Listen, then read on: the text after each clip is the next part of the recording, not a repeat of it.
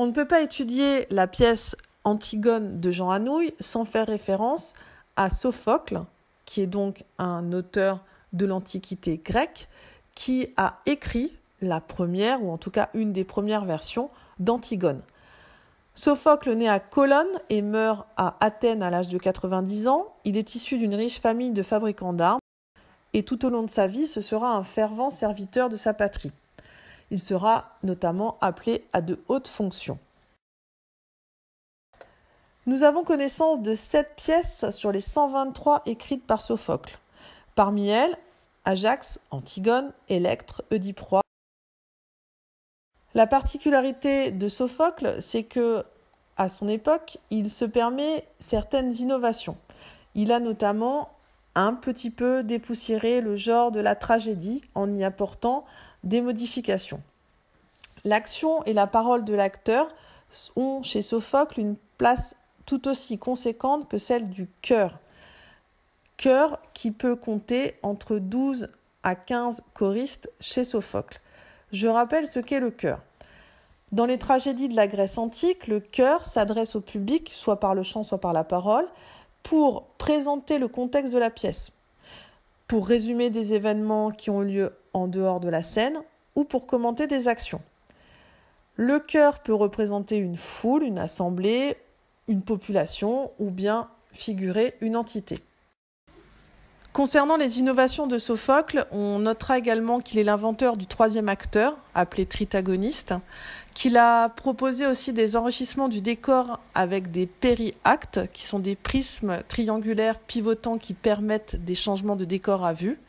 Et enfin, Sophocle est l'inventeur des stichomitis, qui, dans un dialogue, sont des vers qui se répondent les uns aux autres, notamment dans le cadre de disputes. Enfin, les tragédies de Sophocle puisent toujours leur source dans les récits épiques et développent une psychologie un peu plus approfondie des personnages. Sophocle ne fait jamais directement allusion aux réalités de son temps, bien qu'il soit un homme politique important et qu'il soit notamment l'ami de Périclès. Périclès qui était un stratège, orateur et homme d'État athénien. Sophocle remportera 24 prix dans les concours où seront jouées les tragédies de l'époque, et lors de ces concours organisés par l'État, chaque auteur propose 3 tragédies et un drame satirique. Sophocle y a affronté son prédécesseur, Échille, et son contemporain, c'est-à-dire l'écrivain qui vit à la même époque que lui, Euripide. Concernant Antigone, écrit par Sophocle, Antigone suit la structure précise des tragédies grecques, à savoir un prologue, une scène d'exposition, la parados, l'entrée du chœur, les épisodes joués par les acteurs, alternant avec les stacima, chant du chœur, l'exodos, qui est la fin de la pièce et la sortie du chœur et des personnages. On va à présent s'intéresser aux personnages dans la pièce de Sophocle. Chez Sophocle, nous retrouvons Antigone, sa sœur Ismène, l'oncle Créon, Aimon, le fiancé d'Antigone et le fils de Créon, Eurydice, la femme de Créon, le devin aveugle Tirésias, un garde, un messager, un serviteur du palais et le chœur. Je vous laisse découvrir et lire le résumé de la pièce version Sophocle.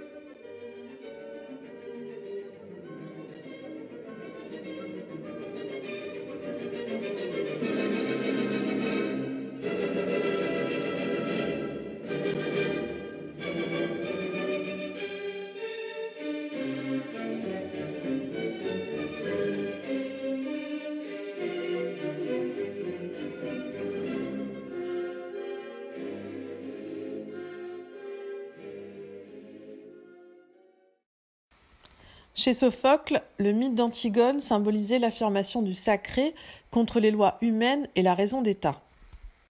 On rappellera que durant l'Antiquité grecque, on est avec une civilisation polythéiste, donc des croyances en différents dieux, et le sacré est important. Jean Anouilh réécrit, lui, la pièce au XXe siècle. Chez Jean Anouilh, ce mythe devient l'histoire d'une adolescente qui est en quelque sorte une adolescente rebelle, qui va vouloir affirmer sa personnalité, proclamer son refus des lois. Jean Anouilh a bien entendu lu la version d'Antigone écrite par Sophocle. En 1942, il dit ainsi « L'Antigone de Sophocle, lue et relue, et que je connaissais par cœur depuis toujours, a été un choc soudain pour moi pendant la guerre. Je l'ai réécrite à ma façon, avec la résonance de la tragédie que nous étions alors en train de vivre. » Avant d'entrer dans le détail de l'étude de la pièce de Jean Anouilh, quelques rappels sur la tragédie. Donc la tragédie est un genre théâtral que l'on oppose fréquemment à la comédie. Le tragique est quant à lui un registre. Une tragédie développe généralement une action mettant en scène des héros ou des personnages de rang social élevé, des princes par exemple, et ce en vue d'émouvoir et d'instruire le spectateur, de provoquer sa terreur et sa pitié par le spectacle des passions humaines en lutte entre elles ou contre le destin. Dans une tragédie, les personnages s'expriment sur un ton élevé ou sublime, souvent en vers, et généralement ce sont des alexandrins. La tragédie classique obéit à des règles bien précises. La première est la règle des 3 unités, unité d'action, de temps et de lieu. La pièce doit être centrée sur une seule intrigue, dans un temps limité, d'une journée et dans un lieu unique. La tragédie classique respecte aussi la règle dite des bienséances. Aucune action violente ne sera montrée sur scène pour ne pas choquer les spectateurs. L'intrigue se doit aussi d'être vraisemblable, crédible. Une tragédie se compose généralement de 5 actes et il y a une progression dramatique qui va de l'exposition au nœud jusqu'au dénouement. Les fonctions de la tragédie. La tragédie peut avoir une fonction cathartique, c'est-à-dire que la représentation tragique va faire naître chez le spectateur un double sentiment, à la fois de terreur et de pitié. Sentiment qui permet au spectateur de se libérer de ses propres passions. La tragédie peut aussi avoir une fonction morale, en vantant les valeurs héroïques de tel ou tel personnage qui est soit courageux, soit qui fait preuve d'honneur, de gloire, qui a le sens du devoir. La tragédie veut susciter une certaine admiration du spectateur. La tragédie fait aussi réfléchir sur la condition humaine et peut avoir une valeur exemplaire dite édifiante. Je vous cite un extrait de la préface de Phèdre, écrit par Jean Racine au XVIIe siècle. Le théâtre des premiers poètes tragiques était une école où la vertu n'était pas moins bien enseignée que dans les écoles des philosophes. Il serait à souhaiter que nos ouvrages fussent aussi solides et aussi pleins d'utiles instructions que ceux de ces poètes. Ce serait peut-être un moyen de réconcilier la tragédie avec quantité de personnes célèbres par leur piété et par leur doctrine qui l'ont condamnée dans ces derniers temps et qui en jugeraient sans doute plus favorablement si les auteurs songeaient autant à instruire leurs spectateurs qu'à les divertir et s'ils suivaient en cela la véritable intention de la tragédie. Instruire, divertir, tout en faisant réfléchir sur la condition humaine, telles sont les principales fonctions de la tragédie.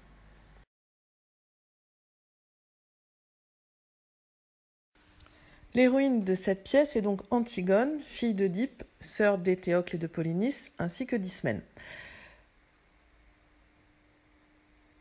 Antigone est décrite comme étant une jeune fille, pas assez coquette par son entourage, mais elle est animée par une volonté de faire, notamment lorsqu'il s'agit de refuser la décision de son oncle Créon concernant l'enterrement de son frère Polynice.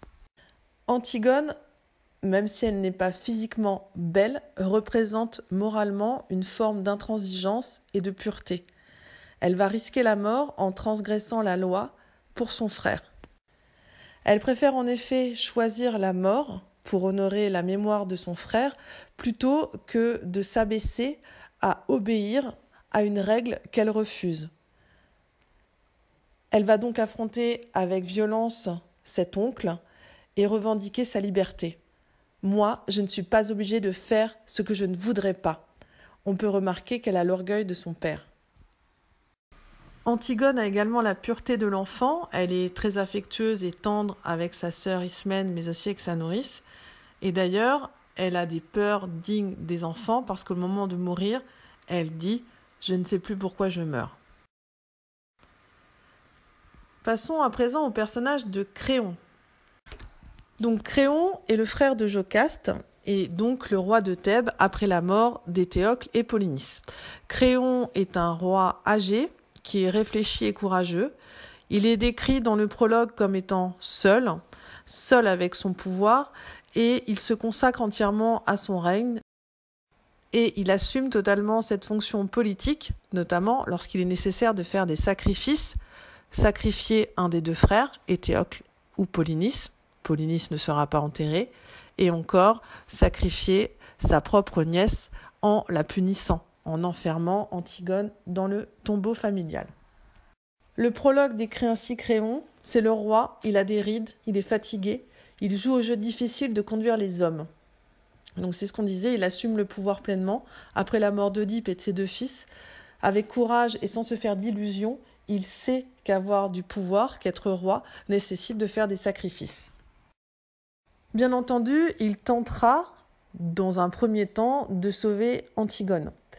Mais il va rapidement se rendre compte que ses efforts seront vains et que la raison de l'État va l'emporter sur l'affect. Je suis le maître avant la loi, plus après. Créon finit à la fin de la pièce seul, son fils s'est suicidé, sa femme Eurydice s'est suicidée également, mais il va poursuivre son ouvrage. Ils disent que c'est une sale besogne, mais si on ne le fait pas, qui la fera ? Donc la conscience politique va prôner sur les sentiments et sur l'affect envers les membres de sa propre famille. Ismène est la sœur d'Antigone. Elle aime beaucoup sa sœur. À un moment de la pièce, on peut lire la réplique suivante. « Si vous la faites mourir, il faudra me faire mourir avec elle. » Mais Ismène n'est pas aussi courageuse qu'Antigone. C'est une belle fille, contrairement à sa sœur. Elle est plutôt coquette et elle est assez raisonnable. Elle dit elle-même « J'ai raison plus souvent que toi ». Ismène représente la beauté. Elle est d'ailleurs éblouissante. Elle réfléchit également. Quelle que soit l'affection qu'elle pouvait porter à son frère, et contrairement à Antigone, elle ne se sent pas le courage de braver l'interdiction d'aller enterrer la dépouille de son frère. Elle va accepter cette décision, ce décret, et accepter par là même sa faiblesse, et donc s'incliner devant le pouvoir de son oncle Créon. Aimon est le fiancé d'Antigone, mais aussi le fils de Créon. Il apparaît par 2 fois dans la pièce. Dans la première scène, Aimon se voit rejeté par Antigone, et dans la deuxième, Aimon va aller supplier son père Créon de laisser Antigone vivre. Le refus de Créon de céder aux demandes de son fils va ruiner leur relation, donc la relation père-fils, et c'est ainsi qu'Aimon va finir par se décider à se suicider afin de rejoindre Antigone dans la mort. On apprend dans la pièce que Aimon a préféré Antigone à la belle Ismène, alors que tout portait Aimon vers Ismène. Cela montre l'amour sincère d'Aimon envers Antigone, qu'il veut absolument sauver, cet amour qui le pousse aussi à aller à l'encontre de son père, et cet amour aussi qui le pousse à se suicider pour elle. Parmi les personnages secondaires, le premier qui est intéressant et qui apparaît au début de la pièce est le prologue. Le prologue, on en a déjà parlé, il est issu du théâtre de l'Antiquité grecque. C'est le chœur, cette entité qui intervient au début du texte pour raconter les éléments nécessaires à la compréhension de l'intrigue et de la pièce et pour nous présenter les personnages qui évoluent. Jean Anouilh a choisi de faire de ce chœur un personnage à part entière, qui va être facilement identifiable dans la pièce. Autre personnage secondaire qui apparaît dans la pièce, il s'agit de la nourrice, qui est une vieille dame que les filles, Antigone et Ismène, appellent aussi la nounou. Antigone va prendre congé de sa nourrice comme elle se sépare d'Aimon ou d'Ismène avant d'affronter Créon. En disant adieu à sa nourrice, Antigone perd sa dernière protection et le dernier lien avec son enfance. Parole d'Antigone, « Je tiens ta douce main rugueuse qui sauve de tout, peut-être qu'elle va me sauver encore. » Donc la nourrice a ce côté un petit peu protecteur et rappelle à quel point également Antigone n'est qu'une enfant. Dans les personnages secondaires, il y a également Eurydice, donc la femme de Créon, qui dans la pièce de Jean Anouilh passe ses journées à tricoter des habits pour les pauvres de Thèbes, parce que selon elle, ces habitants de Thèbes auront froid à la fin de la pièce. En apprenant la mort de son fils, elle se donne également la mort en se tranchant la gorge. Personnage secondaire important dans la pièce, ce sont les gardes, qui sont chargés de surveiller le cadavre de Polynice. Ils sont tout à fait étrangers à l'univers de la tragédie rencontrée par cette famille. On peut lire dans le texte la réplique suivante. Eux, tout ça, ça leur est égal, c'est pas leurs oignons, ils continuent à jouer aux cartes. Les gardes représentent la force aveugle et la bêtise. Il y a une scène très intéressante qui est une sorte de scène de garde à vue lorsque Antigone se retrouve sous la surveillance de ce garde qui va lui montrer à quel point il est complètement indifférent à son sort. Parmi les personnages secondaires, il y a également le page du roi et enfin un petit messager. C'est un garçon pâle, solitaire. C'est un autre personnage typique du théâtre grec, comme le prologue. Il apparaît aussi dans la pièce de Sophocle. Il se borne à être la voix du malheur, celui qui annonce avec beaucoup de détails la mort d'Aimon. Dans le récit du prologue, il projette une ombre menaçante. On peut ainsi entendre à travers la voix du prologue, c'est lui qui viendra annoncer la mort d'Aimon tout à l'heure. C'est pour cela qu'il n'a pas envie de bavarder ni de se mêler aux autres, il sait déjà. Concernant la forme de la pièce de Jean Anouilh, la suite des scènes dans la pièce de Jean Anouilh est à peu près semblable à celle proposée chez Sophocle. Quelques différences cependant. Chez Sophocle, la pièce commence par une scène entre Ismène et Antigone, les deux sœurs, qui permet d'opposer et de montrer les caractères des deux sœurs, et qui présente aussi la mort des deux frères Éthéocle et Polynice, ainsi que la décision de Créon. Quiconque touchera au corps de Polynice sera puni. Dans la pièce de Jean Anouilh, le texte débute par un prologue. Je vous rappelle que le prologue est la première partie d'une œuvre littéraire ou la première scène d'une pièce de théâtre qui fait office en quelque sorte d'introduction, de préface et qui permet de situer les personnages, de présenter l'action en exposant tous les points qui vont être nécessaires pour comprendre la suite de la pièce. Le prologue fournit donc au spectateur les informations essentielles pour comprendre la pièce, les personnages, l'intrigue et le lieu. Le prologue chez Jean Anouilh donc est pris en charge par le chœur qui va présenter les personnages un à un et qui va présenter le sujet de la pièce. Ensuite arrive Antigone qui vient au petit matin de tenter d'enterrer son frère Polynice. Antigone est associée dans cette scène au personnage de la nourrice qui n'apparaît pas chez Sophocle. Nourrice qui va l'accueillir et s'inquiéter de son absence. Autre choix, Jean Anouilh ne fait pas intervenir dans sa pièce le devin Tirésias. L'Antigone de Jean Anouilh est donc inspirée du mythe antique, mais il rompt avec la tradition de la tragédie grecque. Et voilà, ces personnages vont vous jouer l'histoire d'Antigone. Antigone, c'est la petite maigre qui est assise là-bas et qui ne dit rien. Elle regarde droit devant elle. Elle pense. Elle pense qu'elle va être Antigone tout à l'heure, qu'elle va surgir soudain de la maigre jeune fille noiraude et renfermée que personne ne prenait au sérieux dans la famille, et se dresser seule en face du monde, seule en face de Créon, son oncle, qui est le roi. Elle pense qu'elle va mourir, qu'elle est jeune et qu'elle aussi, elle aurait bien aimé vivre. Mais il n'y a rien à faire, elle s'appelle Antigone et il va falloir qu'elle joue son rôle jusqu'au bout. Et depuis que ce rideau s'est levé, elle sent qu'elle s'éloigne à une vitesse vertigineuse de sa sœur, Ismène, qui bavarde et rit avec un jeune homme. Elle sent qu'elle s'éloigne de nous aussi, qui sommes là, bien tranquilles à la regarder. De nous qui n'avons pas à mourir ce soir. Le jeune homme avec qui parle la blonde, la belle, l'heureuse Ismène, c'est Aimon, le fils de Créon. Il est le fiancé d'Antigone. Tout le portait vers Ismène. Son goût de la danse et des jeux, son goût du bonheur et de la réussite, sa sensualité aussi, car Ismène est bien plus belle qu'Antigone.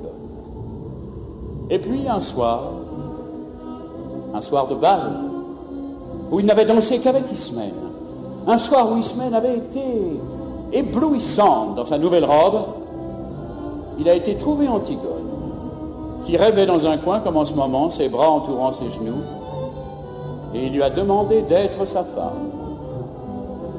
Personne n'a jamais compris pourquoi.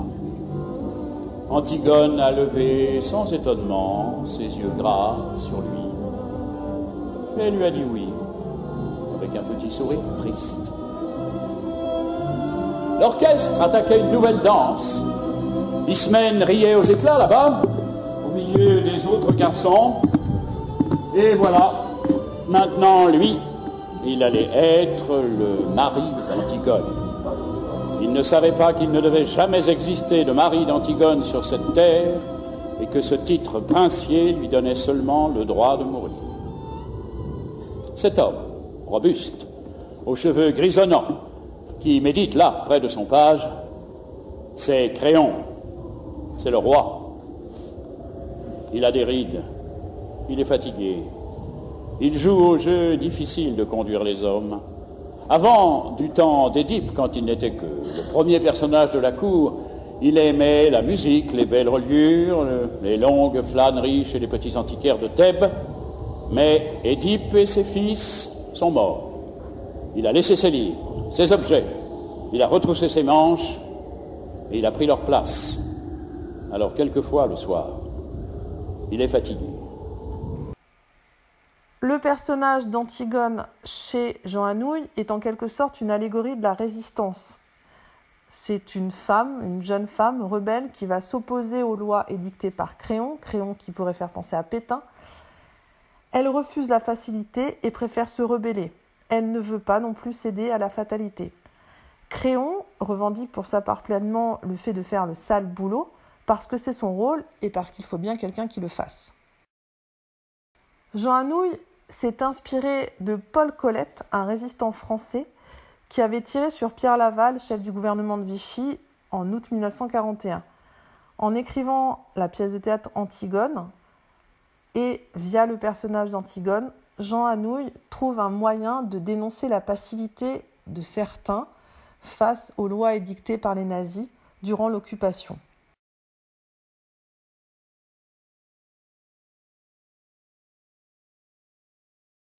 Antigone est donc le symbole de la résistance. Elle symbolise celle qui s'obstine malgré les dangers encourus. Et le public, bien sûr, va affluer en cette période d'occupation pour voir cette pièce qui, justement, dénonce indirectement les horreurs de l'occupation.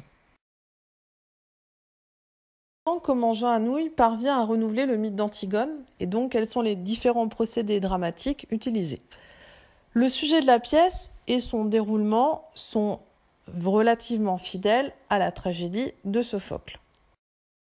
Dans les deux pièces, la scène se passe à Thèbes. Il y a les deux fils d'Œdipe, Éthéocle et Polynice, qui se sont entretués sous les murs de la ville. Le roi Créon a ordonné de n'enterrer qu'Éthéocle, laissant sans sépulture celui qu'il considère comme le traître, Polynice, donc ce qui va conduire Polynice et son âme à errer éternellement, et quiconque enfreindra la loi sera puni de mort.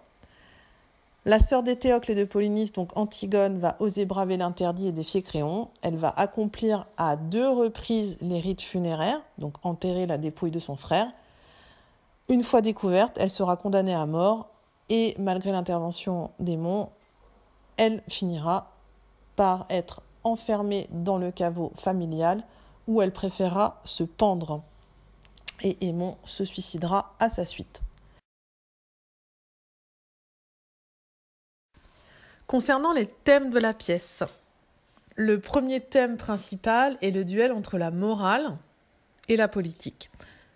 C'est en effet une opposition entre les lois de la société, qui sont justifiées par l'ordre et le pouvoir, et une loi qui, elle, n'est pas écrite, qui est celle des obligations dues aux morts et à la famille, donc une loi morale. L'interdiction formulée par Créon n'est pas celle d'un despote, mais c'est un choix politique. Éthéocle et Polynice étaient 2 larrons en foire qui se trompaient l'un l'autre en nous trompant et qui se sont égorgés comme 2 petits voyous qu'ils étaient pour un règlement de compte. Donc, face à des voyous, la loi, la politique exige qu'il y ait punition. Pour que l'ordre règne dans Thèbes, après cette révolution des deux frères, il faut rassembler les esprits. Créon s'en explique ainsi. Il s'est trouvé que j'ai eu besoin de faire un héros de l'un d'eux. J'ai fait ramasser un des corps, le moins abîmé des deux, pour mes funérailles nationales, et j'ai donné l'ordre de laisser pourrir l'autre où il était. Ainsi, le maintien de l'ordre implique, pour Créon, du calcul, du mensonge, parce qu'on ne sait même pas si le corps qui a été enterré est celui d'Étéocle ou si c'est celui de Polynice, et inversement, celui dont la dépouille n'a pas été enterrée n'est pas forcément le corps de Polynice, étant donné que les deux corps n'étaient pas identifiables. La règle à laquelle va obéir Antigone est-elle supérieure à celle du décret, à celle du roi, à celle de la loi? C'est une obligation intérieure, morale, indépendante des circonstances extérieures. En essayant à 2 reprises d'enterrer son frère, Antigone va affirmer sa liberté de conscience. Je suis là pour vous dire non et pour mourir. Autre thème qui apparaît dans la pièce, c'est bien sûr le thème du pouvoir. Le pouvoir dans cette pièce n'apparaît pas comme une ambition, mais véritablement comme un métier. Créon dit ainsi à Antigone: ce n'est même pas une aventure, c'est un métier pour tous les jours, et pas toujours drôle, comme tous les métiers. Mais puisque je suis là pour le faire, je vais le faire. Pour exercer le pouvoir, on remarque néanmoins qu'il faut un certain courage. Pour dire oui, il faut suer et retrousser ses manches, empoigner la vie à pleine main et s'en mettre jusqu'au coude, explique Créon. Il se contente ainsi de joie modeste et dit: la vie, c'est un livre qu'on aime, c'est un enfant qui joue à vos pieds, un outil qu'on tient bien dans sa main, un banc pour se reposer le soir devant sa maison. Autre thème, cette fois-ci lié davantage à Antigone, c'est l'intransigeance de la pureté. L'intransigeance, c'est donc le fait de ne pas vouloir céder, associé à la pureté du personnage d'Antigone. Donc à l'opposé de cette figure d'homme âgé représentée par Créon, qui est usé par le pouvoir, s'oppose l'adolescente rebelle et intransigeante qui refuse les compromis, les bonheurs de cuisinier, comme elle dit, c'est Antigone. Ainsi, on peut lire: quelle pauvreté faudra-t-il qu'elle fasse elle aussi jour après jour pour arracher avec ses dents son petit lambeau de bonheur. Antigone n'est effectivement pas une jeune fille heureuse. Elle est prête à mourir pour ne pas sacrifier son idéal à la réalité. Je veux être sûre de tout aujourd'hui et que cela soit aussi beau que quand j'étais petite, ou mourir. Vous voyez bien le côté intransigeant du personnage, il n'y a pas de demi-mesure. Un autre thème de cette pièce, toujours lié à Créon et Antigone, c'est le conflit des générations.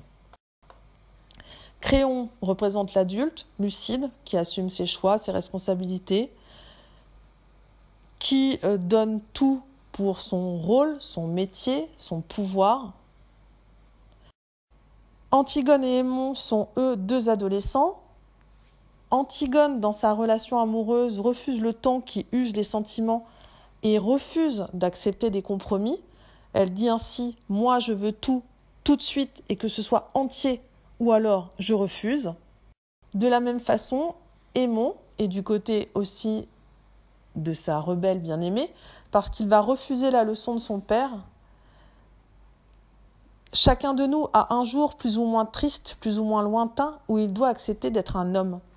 Aimon va refuser, et tous les 2 vont finalement refuser avec Antigone cette vie qui leur est offerte sous le règne de Créon. À la fin de la pièce, le petit page qui accompagne Créon représente justement la génération suivante dans toute son innocence et sa pureté, et Créon semble avoir, lui, tiré une leçon de ce qui s'est passé, du drame qui s'est joué, et il dit ainsi au petit page: « Il faudrait ne jamais devenir grand. » Si l'on étudie les procédés dramatiques proposés dans la pièce de Jean Anouilh, on va revenir donc sur la structure de la pièce.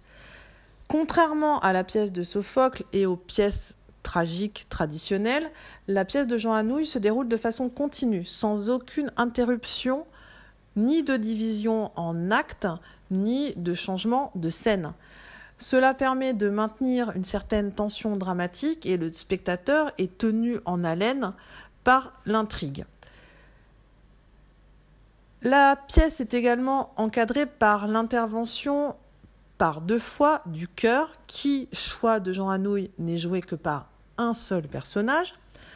Donc le prologue qui va présenter les personnages, qui va annoncer le drame et qui va commenter à la fin le dénouement. Le chœur tente également de sauver Antigone et annonce à Créon la mort de sa femme Eurydice. C'est en quelque sorte un intermédiaire entre les spectateurs et les personnages. Le chœur renseigne et commente.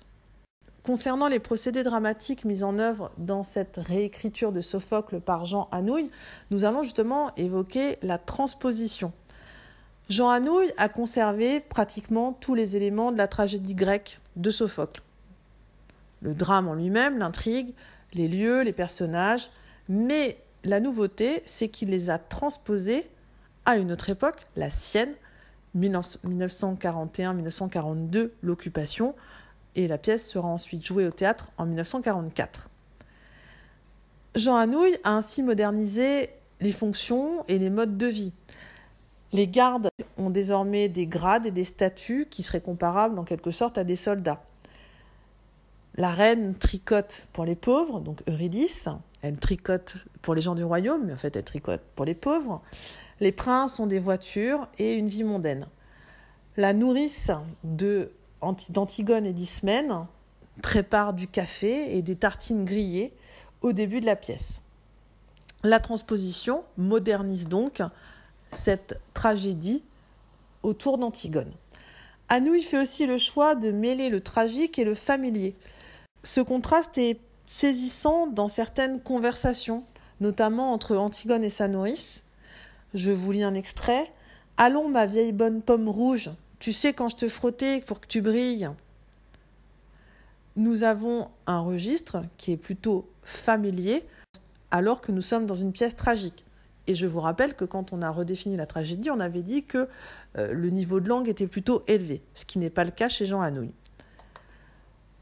Autre particularité de cette transposition moderne, dans la tragédie antique, le destin, le fatum, est supérieur aux dieux eux-mêmes, et il frappe les hommes sans qu'ils ne puissent rien y faire. Chez Sophocle, Créon, qui s'obstine dans sa décision, est coupable de démesure et se retrouve à la fin seul. Jean Anouilh va supprimer le caractère sacré de la tragédie. Antigone incarne ainsi la jeunesse et son intransigeance, et montre que l'homme reste libre de se révolter contre l'injustice. L'homme est libre de résister. L'accueil de la pièce en 1944 a été plutôt favorable. Certains voyaient dans Antigone l'allégorie de la rebelle contre l'injustice et notamment contre l'occupation de l'époque. Simone Fraisse écrit que l'esprit de la résistance s'est alors reconnu dans Antigone. Antigone rencontre donc un grand succès public, surtout compte tenu des conditions difficiles dans lesquelles avaient lieu les représentations en 1944. Le théâtre n'était pas chauffé, il y avait des coupures de courant régulières. Anouilh se rappelle que la salle était pleine tous les soirs. Il y avait beaucoup d'officiers et de soldats allemands aussi.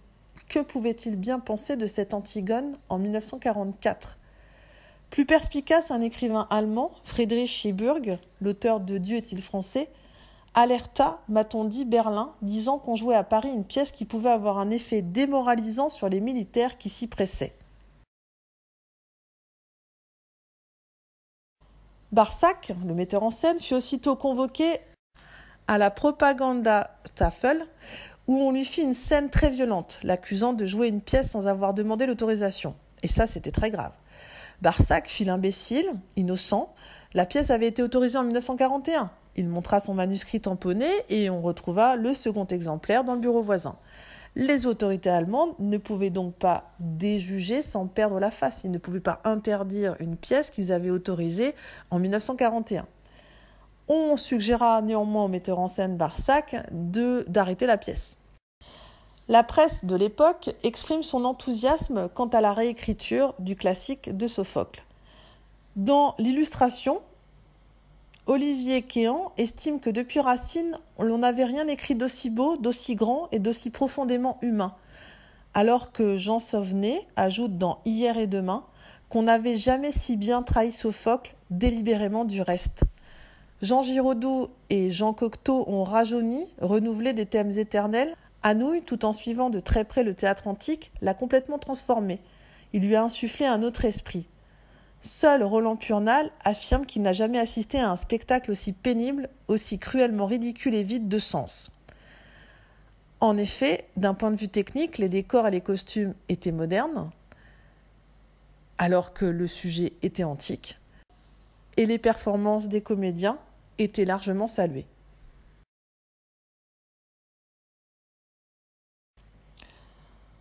Antigone, en 1944, partage l'opinion par rapport à sa portée symbolique, chacun semblant voir dans sa morale quelque chose d'un petit peu différent. Alors que certains estiment qu'elle encourage la collaboration par l'humanisation du personnage de Créon, les autres perçoivent dans la mort d'Antigone le refus du compromis avec l'ennemi. Des journaux d'extrême droite comme Je suis partout saluent la pièce pour sa fin, l'écrasement de la révolte et le rétablissement de l'ordre.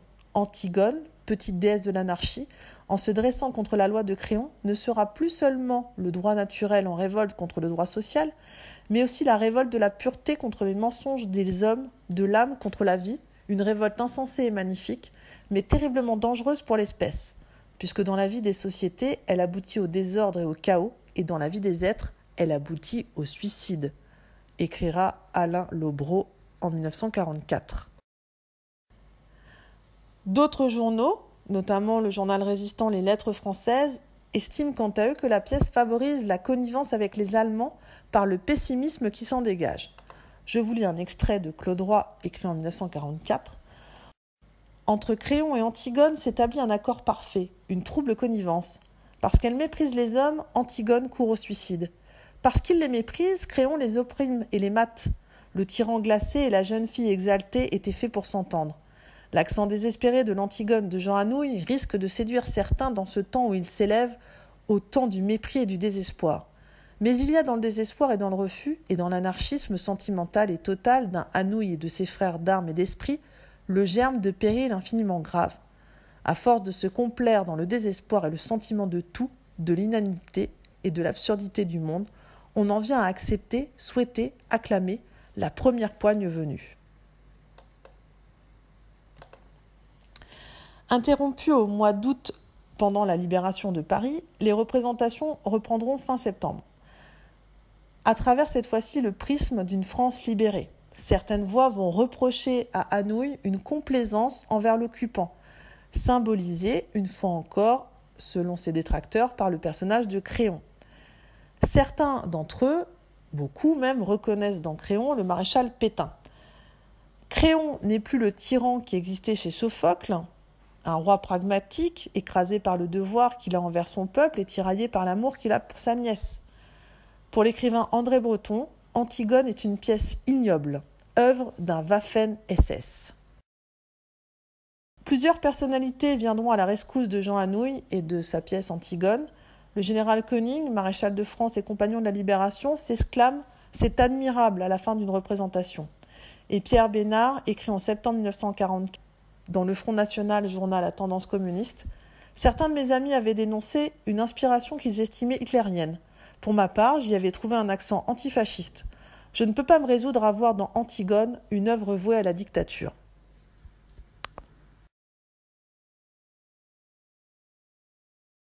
En 2003, Nicolas Briançon propose une mise en scène d'Antigone. Cette mise en scène oscille entre la tradition de la tragédie grecque et la modernité. Mon oncle Créon saura. Tu es folle. À chacun son rôle. Lui, il doit nous faire mourir. Et nous devons aller enterrer notre frère. C'est comme cela que ça a été distribué. Je ne veux pas mourir. Moi aussi. J'aurais bien voulu ne pas mourir. On ne présente plus Antigone, le grand classique de Jean Anouilh, inspiré de la pièce de Sophocle. Montée au Théâtre Marigny par Nicolas Briançon, cette production bénéficie de l'interprétation exceptionnelle de Barbara Schulz et de Robert Hossein. La loi est d'abord faite pour toi, Antigone. Tu as donc tellement envie de mourir. Je veux te sauver, Antigone. Pourquoi? Puisque vous savez bien que je recommencerai. Te faire mourir? Un triomphe, un spectacle à ne pas manquer.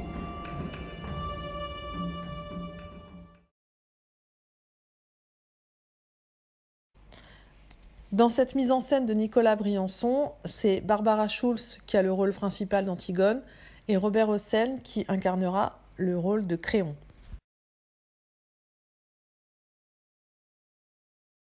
Concernant la scénographie de Nicolas Briançon propose à la fois un retour à l'Antiquité de Sophocle, avec un décor épuré, semi-circulaire, qui évoque la forme du théâtre antique grec. Le décor est relativement neutre et on a une ambiance de vie quotidienne. Le metteur en scène ajoute aussi des éléments de modernité par rapport au texte du dramaturge, donc par rapport au texte de Jean Anouilh. Par exemple, il y a cette fontaine qui est au milieu du plateau, fontaine près de laquelle Antigone s'assoit parfois, les genoux repliés. Cette fontaine rappelle aussi les propos d'Antigone quand elle évoque le monde si laid des adultes. Il fallait comprendre qu'on ne peut pas toucher à l'eau, à la belle eau fuyante et froide, dit Antigone. Les costumes ont une certaine hétérogénéité. Il y a d'une part ceux d'Antigone et de sa nourrice qui rappellent véritablement les costumes de l'Antiquité. Antigone porte une robe grise, donc le gris est entre le noir et le blanc, qui marque peut-être son hésitation.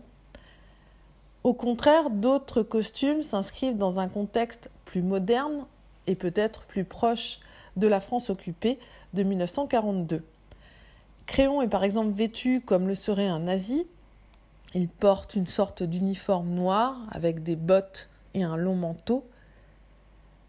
Enfin, d'autres costumes font référence à l'époque contemporaine ou même à une époque beaucoup plus futuriste. Par exemple, les gardes, par leurs costumes et leurs oreillettes, peuvent faire penser aux personnages du film Matrix. L'éclairage alterne entre une lumière crue, notamment lors des combats verbaux entre Créon et Antigone, et une lumière sombre et bleutée pour les scènes beaucoup plus intimes, par exemple les scènes entre Antigone et Aimon. Il y a également des flashbacks dans cette pièce de théâtre, avec des univers sonores particuliers, notamment concernant une scène de bal avec une musique de violon.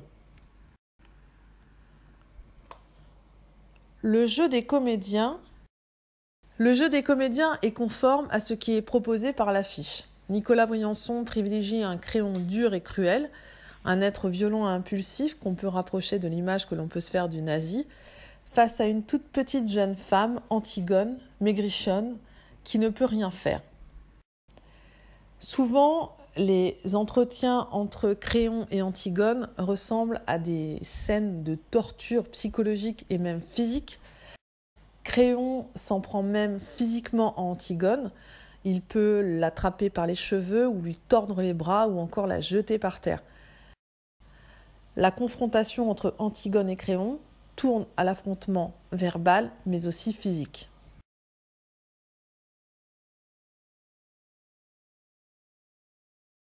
Pour conclure, on peut se demander quelle lecture de la pièce d'Anouilh Nicolas Briançon a-t-il proposé.